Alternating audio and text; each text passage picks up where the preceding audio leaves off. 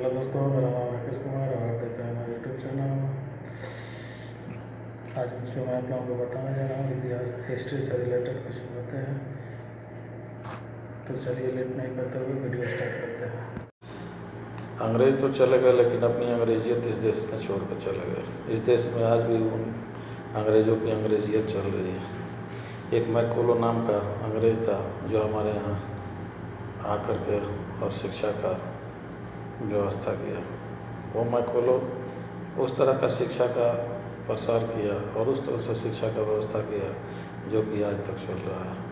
आज तक हमारे देश में वही शिक्षा चल रहा है, जो कि शिक्षा से उसने ऐसा किया, एक निश्चित मापदंड, एक निश्चित अंक पर बच्चों को पास करने के लिए साल भर पढ़ाई करो और एक दिन एग्ज़ाम दो। एग्ज़ाम देने के बाद निश्चित नंबर आए तो इस पर आप पास हैं, नहीं तो फेल।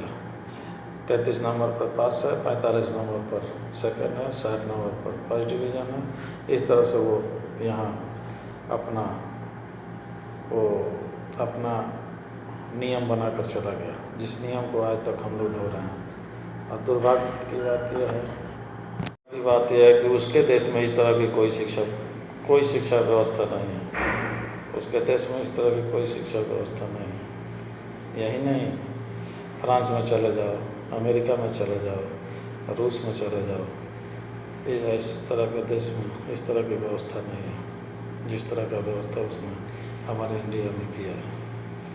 उसको मालूम था कि एक स्टूडेंट अगर फेल करता है तो वो सिर्फ स्टूडेंट फेल नहीं करता है, बल्कि पूरा। बहुत झूठ फैलाया अंग्रेजों ने। उन्होंने तो यहाँ तक बोला कि हम जो आर्य हैं, ये लोग बाहर से है आर्य, जबकि सबको पता है कि आर्य भारत को छोड़कर दूसरे देश में आर्य नाम का कोई जाति है ही नहीं। और इन्होंने बोला कि ये जो जाति है आर्य दूसरे देश से आकर के भारत में बसे, दक्षिण से, उत्तर से, पूरब से, पश्चिम से। फिर उसके बाद से एक बार DNA हुआ, फिर उत्तर, दक्षिण, पूरब, पश्चिम सारे लोगों का DNA हुआ। उस DNA से भारत के लोगों का DNA मैच कराया गया, जिससे ये पता चला कि दोनों का DNA मैच नहीं हो रहा। तो फिर किस आधार पे वो बोला गया कि जो आर्य जाति के लोग हैं, ये बाहर से आकर के हमारे हिंदुस्तान में बसे हैं। सब गलत है, पूरा गलत अफवाह फैलाए थे, जिसके चलते सब के सब गलत बात है। फिर उसके बाद से, जबकि आर्य कोई जाति नहीं होता, कोई धर्म नहीं होता, आर्य उच्च जाति का होता है। आर्य उन लोगों को बोला जाता है जिसके बात को दूसरा कोई मानता है, जिसका उच्च विचार हो, उसको आर्य बोला जाता है। हमारे राजाओं को आर्य पुत्र बोला गया। श्री राम जी को आर्य नरेश बोला गया, कृष्ण को आर्य पुत्र बोला गया, अर्जुन को कभी कभी आर्य पुत्र के नाम से भी वो किया गया।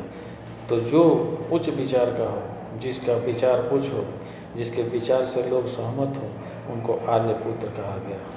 तो ये भारत में छोड़कर दूसरे देश से आए नहीं लोग, लेकिन अंग्रेज़ों का ये अफवाह फैलाया हुआ था कि ये लोग दूसरे देश से आकर के और भारत में बसे हुए हैं। उसके बाद से हमारे यहाँ का इतिहास जो था, उस इतिहास को अंग्रेज़ों ने बोला कि इस इतिहास को ऐसा, और असली इतिहास भारत के लोगों को नहीं बताया जाए, दूसरा इतिहास, गलत इतिहास भारत के लोगों को बताया जाए, जिसके चलते उसने इतिहास को ही पलट दिया। आप लोगों को पता है कि मनुस्मृति एक ऐसा ग्रंथ है, मनुस्मृति, जो कि हमारा अलग है और एक अंग्रेज़ों ने लिखा है उसको अलग है। मनुस्मृति को जब अंग्रेज़ों ने पढ़ा और पढ़ने के बाद जब उन्होंने देखा कि मनुस्मृति में तो भारत के बहुत संवैधानिक संविधान और सब बात लिखी हुई है, तो उन्होंने ऐसा किया कि हमारे मनुस्मृति को बदल करके और उन्होंने अपना मनुस्मृति एक नया लिख डाला और लिख करके उसको हमारे सामने पेश कर दिया। मनुस्मृति को अंग्रेज़ों ने मैक्स मूलर की मदद से उसका विश्लेषण किया। और मैक्स मूलर जर्मन का बहुत बड़ा विद्वान था। तो अंग्रेज़ों ने मैक्स मूलर से बोला कि तुम इंडिया के, भारत के ग्रंथों को पढ़ो और हमें बताओ कि उसमें क्या लिखा है। उसके बाद हम लोग उसमें कुछ संशोधन करेंगे उसको। फिर अंग्रेज़ों ने पढ़ा, और पढ़ने के बाद फिर जर्मन विद्वान जो था मैक्स मूलर, उसने इसको पढ़ा और फिर उसने जर्मन में अनुवाद किया। फिर उसके बाद अंग्रेजी में अनुवाद किया। फिर अंग्रेज ने देखा कि अरे इसमें तो न्याय व्यवस्था का बहुत बड़ा वो लिखा हुआ है कि न्याय व्यवस्था कैसे क्या होता है, न्याय व्यवस्था का सबसे बड़ा बुक है। तो उन्होंने क्या किया कि इस मनुस्मृति को हटा करके और एक नया मनुस्मृति अपने से लिख डाला और लिखवा करके और उसको पूरे आदमी के सामने प्रस्तुत किया। यहाँ तक कि अंग्रेज तो इतना झूठ बोले थे कि वो बोलते थे कि हम हज़ारों वर्षों से गुलाम हैं, और हम हज़ारों वर्षों से गुलाम हैं, और भारत तो हज़ारों वर्षों से गुलाम है। जिसको कोई भी देश आके गुलाम कर लेता है, हम भी गए तो हम भी थोड़ा देर गुलाम देश को बना लिए और उसके बाद से हम फिर अपना वापस चले आए। कितना झूठ प्रपंच है।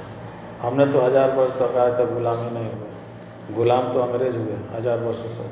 सबसे ज़्यादा गुलाम तो अंग्रेज हुए हज़ारों वर्षों तक।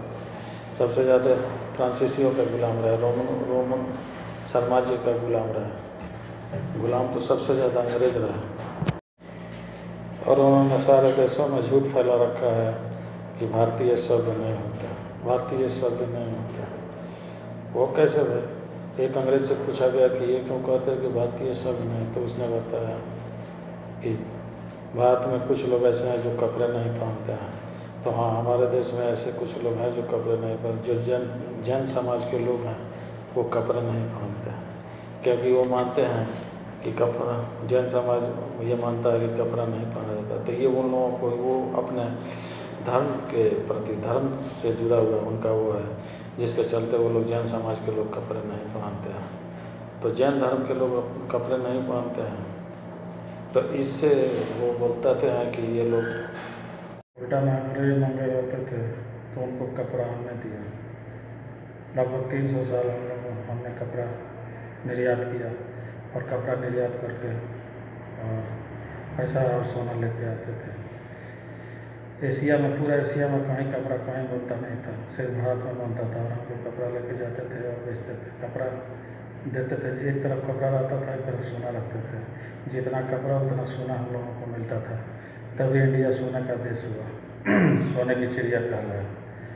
इतना सोना हम लोगों ने जमा कर लिया कि इंडिया को सोने की चिड़िया कहने लगा लोग। तो हम लोग उस ज़माने में कपड़ा का बहुत बड़ा व्यापारी हुआ करते थे। कपड़ा, जितना कपड़ा उतना सोना, जितना कपड़ा दो उतना सोना।